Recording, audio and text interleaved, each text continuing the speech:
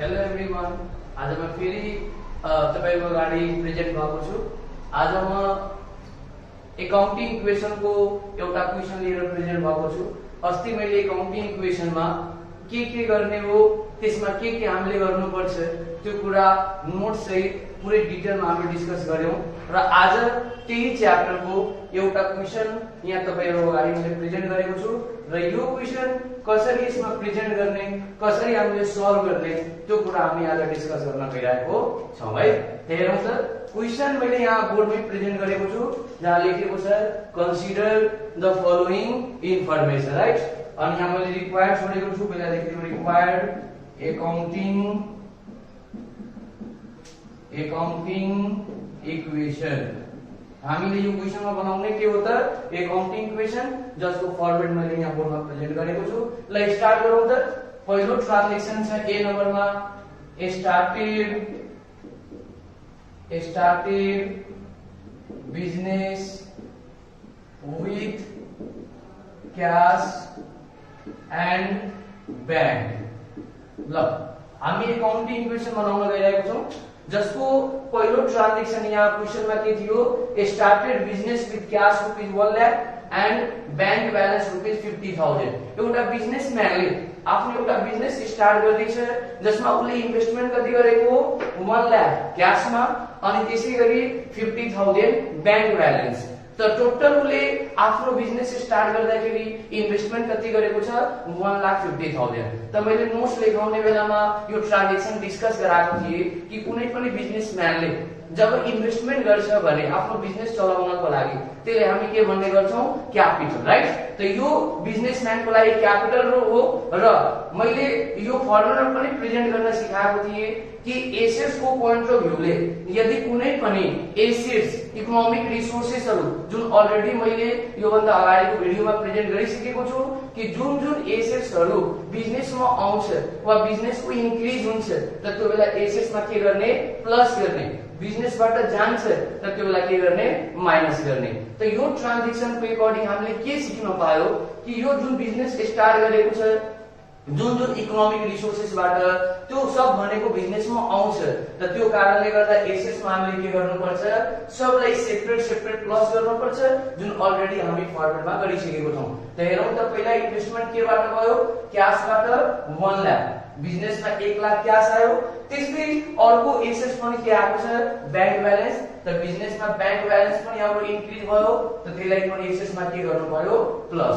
मैले अस्ति फर्मुलामा सम्झाएको थिए कि एसेट्समा इफेक्ट हेराउँदाखेरि कुनै पनि बिजनेस स्टार्ट गर्दा जे एसेट्स अवेलेबल हुन्छ त्यो सब एसेट्सलाई सेपरेट प्लस गर्ने, एकैचोटी प्लस नगर्ने, किनभने सबै एसेट्स भनेको छुट्टै हुन्छ। त यहाँ हामी 1 लाख क्याश आयो, 1 लाख प्लस गर्यौं, बैंक ब्यालेन्स 50,000 आयो, बैंक ब्यालेन्स प्लस गर्यौं। यदि कुनै फिक्स एसेट्सबाट पनि इन्भेस्टमेन्ट गरेको भए त्यसलाई पनि हामी सेपरेट के गर्थ्यौं, प्लस गर्थ्यौं। र यो बिजनेसम्यानको लागि के हो, क्यापिटल हो। मैले क्यापिटलमा पनि बताएको थिएँ यो भन्दा अगाडि जुन हामी भिडियो हेर्यौं, यो भन्दा अगाडि जुन हामी डिस्कसन गरेको थियौं त त्यो बेला मैले बताएको थिए कि यो इन्भेस्टमेन्ट गर्नुको मतलब बिजनेसम्यानको लागि क्यापिटल के हुन्छ, इन्क्रिज हुन्छ र क्यापिटलमा इन्क्रिज गर्दाखेरि पुरै एकैचोटी टोटल हेराउने, क्यापिटलमा चाहिँ जतिले इन्भेस्टमेन्ट गरेको छ एकैचोटी एड गरेर क्यापिटलमा प्रेजेन्ट गर्ने हो, ठीक छ। ल अनि यसपछि हामी पहिलो इक्वेसनलाई लेख्छौं, बिगिनिङ इक्वेसन। पहिलो इक्वेसनलाई लेख्ने बिगिनिङ इक्वेसन, जुन बिगिनिङ इक्वेसन भनेको कति, 1,50,000 एसेट्समा, लायबिलिटीमा कुनै चेन्ज आएको थिएन यो ट्रान्जेक्सनले, लायबिलिटी 0, क्यापिटलमा कति आयो 1,50,000। हेर्नु, जुन एकाउन्टिङ इक्वेसनमा हामी कन्सेप्ट पढेको थियौ कि बिजनेसको जुन एसेट्स हुन्छ त्यो जहिले पनि लायबिलिटी र क्यापिटलको बराबर हुन्छ। त कुनै पनि ट्रान्जेक्सनको तपाई इफेक्ट हेराउनुहुन्छ भने रिजल्ट त्यही आउँछ, assets equal to liability plus capital. Liability र क्यापिटल एड गरेर त्यो टोटल आउँछ त्यो एसेट्स को बराबर हुन्छ। चाहे कुनै पनि ट्रान्जेक्सनको तपाई इफेक्ट हेराउनु रिजल्ट भनेको यही आउँछ, assets equal to liability plus capital. ल अर्को ट्रान्जेक्सन छ क्वेशनमा के, बी नम्बरमा goods purchased goods purchased for cash. ल अर्को ट्रान्जेक्सन छ क्वेशनमा गुड्स परचेज फर क्याश। अब हामी आफ्नो बिजनेसको लागि के गुड्सहरु परचेज गर्यौं क्याशबाट, त पहिला हामी एसेट्स को पोइन्ट अफ भ्यू हेरौं कि के चेन्जेस आइरा छ यो ट्रान्जेक्सनले गर्दा। त पहिला हामी गुड्स परचेज गरेको छौं भने गुड्स मीन्स स्टक जुन बिजनेसमा आइरहेछ, परचेज गर्नेबित्तिकै गुड्स के हुन्छ बिजनेसमा आउँछ, त आयो भने एसेट्समा प्लस गर्ने, जुन स्टक भनेर नोटमा मैले प्लस गराएको थिए, त यहाँ हामीले अमाउन्टको डाइरेक्ट इफेक्ट गराउनु छ। कतिको गुड्स परचेज गरेको छौं क्वेशनमा छ 20000, त स्टक आयो एसेट्समा प्लस 20000 गर्यो। अनि यो स्टक किन्नको लागि गुड्स किन्नको लागि हामीले के तिर्नु पर्यो क्याश तिर्नु पर्यो। त बिजनेसको क्याश ब्यालेन्स के हुन्छ डिक्रिज हुन्छ, त एसेट्समै क्याशको लागि के गर्नुपर्छ माइनस गर्ने 20000। स्टक आयो एसेट्समा प्लस भयो, स्टक बढ्यो, क्याश ब्यालेन्स गयो, त क्याश ब्यालेन्स घटाउनको लागि एसेट्स पनि के भयो माइनस भयो। अनि लायबिलिटीमा कुनै किसिमको इफेक्ट आएन, क्यापिटलमा पनि कुनै किसिमको इफेक्ट आएन। अब यो इक्वेशनलाई हामी कुन इक्वेशन नाम दिएर लेख्ने न्यू इक्वेशन। स्टार्टिङ को इक्वेशनलाई बिगिनिङ इक्वेशन लेख्ने, लास्ट को इक्वेशनलाई फाइनल इक्वेशन लेख्ने, अनि बीचमा जति पनि इक्वेशन आउँछ सबलाई कुन इक्वेशनले लेख्ने न्यू इक्वेशन। अब न्यू इक्वेशन निकालौं एसेट्स को लागि, त 1,50,000 पहिलो इक्वेशन आएको थियो जसमा 20000 प्लस पनि भयो 20000 माइनस पनि भयो, त्यसको न्यू इक्वेशन सी माइनस कति 1,50,000 राइट। लायबिलिटीज में 0 अनि क्यापिटल कति भइहाल्छ 1,50,000। 1,50,000 थियो जुन यो ट्रान्जेक्सनले कुनै इफेक्ट ल्याएन, त्यही कारणले गर्दा क्यापिटल जति छ त्यति नै हामी राख्यौं 1,50,000। नेक्स्ट अर्को ट्रान्जेक्सन छ गुड्स परचेज अन क्रेडिट। त लेखौं goods purchased on credit. Credit भनेको के हो त क्रेडिट भनेको उधार हो। जस्तै यो भन्दा अगाडिको ट्रान्जेक्सनमा थियो गुड्स परचेज फर क्याश, क्याशमा किनेको छौं, तर यहाँ हामीले गुड्स केमा किन्यौं क्रेडिट भन्नाले उधारोमा किन्यौं। त सबभन्दा पहिला हामीले एसेट्स को पोइन्ट अफ भ्यूले हेर्दाखेरि गुड्स किनेको छौं भने स्टक त आउँछ बिजनेसमा, गुड्स त आउँछ, त गुड्स आउने बित्तिकै एसेट्समा के गर्नु पर्यो त्यो स्टक त्यो गुड्सले हामीले के गर्नु पर्यो प्लस गर्नु पर्यो। बिजनेसमा गुड्स आएको छ क्याशमा परचेज गरौं चाहे उधारोमा परचेज गरौं, गुड्स आयो आउने बित्तिकै एसेट्समा स्टक के भइहाल्छ प्लस भइहाल्छ। तर यो स्टक आए पनि हामीले केसको लागि अहिले क्याश तिरेको छौं छैनौं, त क्याश तिरेको छैनौं भने यो के हो उधारो हो। त उधारो मिस मैले समझाएको थिए यो भन्दा अगाडिको भिडियोमा कि यदि कुनै पनि गुड्स हामी उधारोमा किन्छौं भने त्यो त्यसको पेमेन्ट हामीले फ्युचरमा गर्नुपर्छ। जुन पेमेन्ट गर्नको लागि हामीले आफ्नो बुक्समा त्यो पार्टीको नाम के भनेर लेख्छौं क्रेडिटर्स, त यो फ्युचरमा पेमेन्ट गर्न बाँकी भयो जुन क्रेडिटर हो जसले हामी के भन्छौं लायबिलिटीज। त हाम्रो लायबिलिटी इन्क्रिज भयो कतिले 10,000 ले। उधारोमा सामान परचेज गरेको छौं, स्टक आयो एसेट्समा प्लस गर्यो राइट। अनि यो उधारोमा भएको हुनाले उधारो भन्ने बित्तिकै यो के हो हाम्रो लागि लायबिलिटी हो, यसको पेमेन्ट फ्युचरमा गर्नुपर्छ। जुन लायबिलिटीमा मैले के गरे प्लस, अनि नोट्स लेखाउने बेला मैले बताएको थिए कि यो लायबिलिटी के कारणले गर्दा प्लस भयो, के नाम लेखेर प्लस गर्ने क्रेडिटर्स।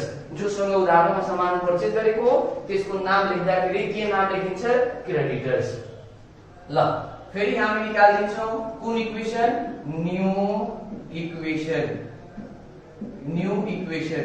जुन न्यू इक्वेशन आयो 1,60,000 एसेट्समा, लायबिलिटीजमा भयो 10,000 अनि क्यापिटलमा सेम अमाउन्ट भइहाल्छ 1,50,000।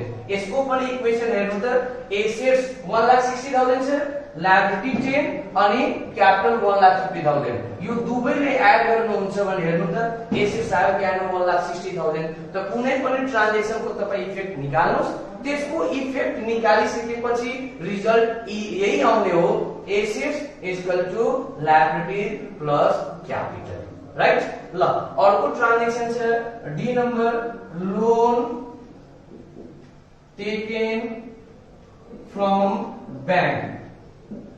अब अर्को ट्रान्जेक्सन हाम्रो क्वेशनमा रहेको छ कि लोन टेकन फ्रम बैंक। हामी बैंकबाट लोन लिइरा छौं त सबभन्दा पहिला त एसेट्स को पोइन्ट अफ भ्यूले रेकर्ड गर्नु पर्यो कि यो ट्रान्जेक्सनले एसेट्स मा के चेन्जेस ल्याइरहेछ, एसेट्स मा के इफेक्ट गर्यो त जब हामी लोन लिन्छौं बैंकबाट त बैंकबाट लोन लिनुको मतलब कि त क्याश आउँछ कि त बैंक ब्यालेन्स हाम्रो इन्क्रिज हुन्छ।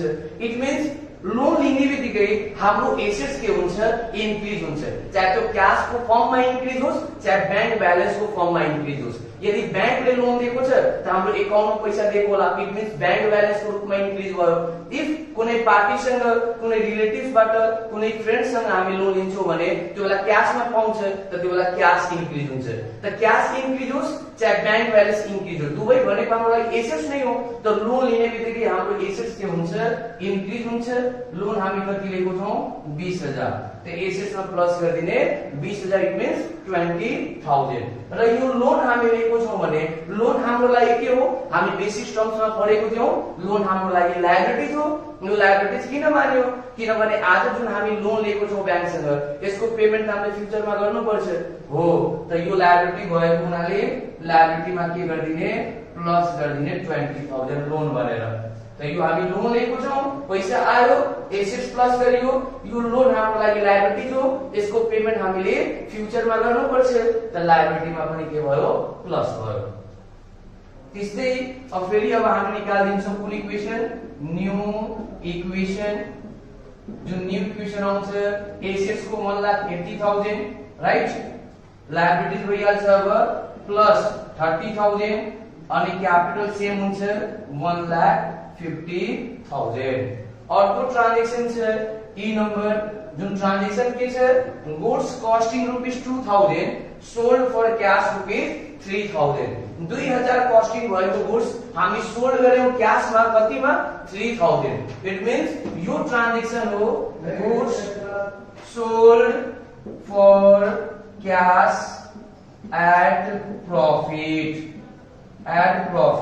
हामी के गुड्स सोल्ड गर्यौं क्याशमा, क्याश को लागि केमा त प्रॉफिटमा।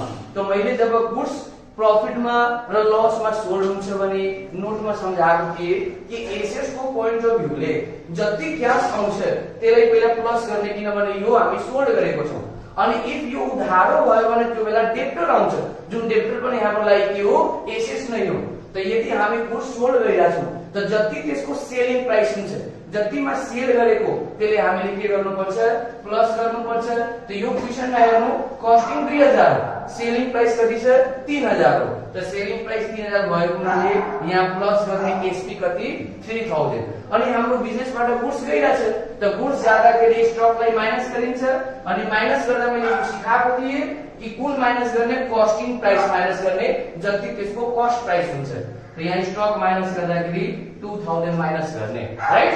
सेलिङ प्राइस एसपी प्लस गरे जतिमा सोल्ड भएको थियो अनि गुड्स जतिको गयो त्यसलाई माइनस गरे इट मीन्स एसपी माइनस गर्यौं 2000। अब 3000 को गुड्स सरी 2000 को गुड्स 3000 मा सोल्ड गरेको छौं, 2000 कस्टिङ भएको गुड्स 3000 मा सोल्ड गरेको छौं। यसको मतलब हाम्रो बिजनेसमा प्रॉफिट कतिले भइराछ 1000। त प्रॉफिट को इफेक्ट कहाँ हुन्छ क्यापिटलमा हुन्छ। प्रॉफिट हुने बित्तिकै हाम्रो क्यापिटल के हुन्छ इन्क्रिज हुन्छ, जुन अलरेडी हामी नोटमा डिस्कस गरिसकेको छौं राइट। त यहाँ प्रॉफिट कति भएको थियो 1000 त क्यापिटलमा प्लस गर्यौं 1000, लायबिलिटीमा कुनै इफेक्ट भएन। फेरि अब हामी निकाल्दिन्छौं कुन इक्वेसन न्यू इक्वेसन। जो न्यू इक्वेसन अब आउँछ 1,80,000 मा प्लस 3000 माइनस 2000 गर्नुहुन्छ भने आउँछ 1,81,000। लायबिलिटीमा कुनै इफेक्ट आएको थिएन, द सेम अमाउन्ट 30,000 राखिदियौ अनि क्यापिटल भयो 1,51,000 राइट। नेक्स्ट ट्रान्जेक्सन छ एफ नम्बर जुन छ सैलरी पेड। त यहाँ लेखौ पहिला ट्रान्जेक्सन के छ सैलरी पेड। सैलरी भनेको सबलाई थाहा हो, सैलरी भनेको बिजनेसको लागि के हो त यो एक्सपेन्सेस हो। कुनै एम्प्लोइ कुनै स्टाफले हाम्रो बिजनेसमा हाम्रो अर्गनाइजेसनमा हाम्रो लागि सर्भिस प्रोवाइड गर्यो जुन उनीहरुको हामीले रिम्युनरेसन तिर्नु पर्यो जसले हामी के भन्यौ सैलरी। त सैलरी हाम्रो लागि एक्सपेन्स हो अनि यो पेड भनेको अहिले हामी पैसा तिरिरा छौं। त त पहिला एसेस को पोइन्ट अफ भ्यूले हेर्दाखेरि स्यालेरी पेड हुने बित्तिकै क्याश हाम्रो बिजनेसबाट के हुन्छ जान्छ, क्याश डिक्रिज हुन्छ। त एसेस मा पहिला माइनस गर्नु पर्यो कति 5000, हामीले क्याश तिर्नु पर्यो 5000, हाम्रो बिजनेसको क्याश डिक्रिज भयो। त्यस्तै लायबिलिटीमा कुनै इफेक्ट भएन, किन इफेक्ट भएन किनभने यो स्यालेरी हामी पेड गर्यो, बाँकी छैन, बाँकी भएको भए लायबिलिटी बढ्थ्यो। हामी यो स्यालेरी जुन भयो त्यो हामी पेड गरिसक्यौं, त हामीले के गर्नु पर्यो क्याश माइनस गर्नु पर्यो एसेसमा, लायबिलिटीमा कुनै किसिमको इफेक्ट भएन र यो स्यालेरी हाम्रो लागि एक्सपेन्स हो, त एक्सपेन्स भएको हुनाले क्यापिटल पनि हाम्रो के हुन्छ माइनस भइहाल्छ 5000।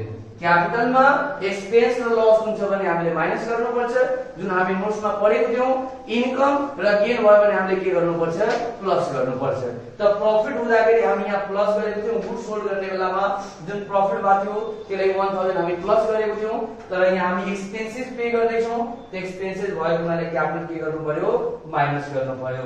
ल फेरि अब रिजल्ट निकाल्छौं, त्यसको फेरि नाम के दिने न्यू इक्वेशन। अब न्यू इक्वेशन एसेस मा कति आउँछ 1,81,000 र 5000 माइनस गर्ने 1,76,000 भइहाल्छ।